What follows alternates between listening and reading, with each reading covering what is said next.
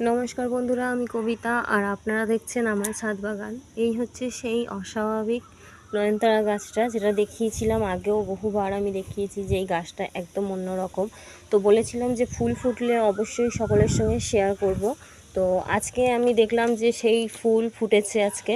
এই যে সবুজ কালারের নয়নতারা ফুল, এই যে এই ফুলটার কিন্তু 5টা পাপড়ি আছে, দেখাই 5টা পাপড়ি। এবং ফুলের বৃন্তটা দেখাই, এই যে ফুলের বৃন্ত।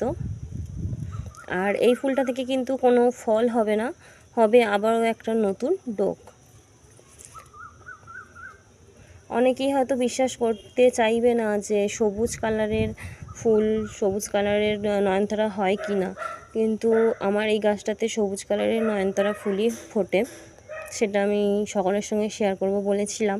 তো এই হচ্ছে সেই সবুজ কালারের নয়নতারা।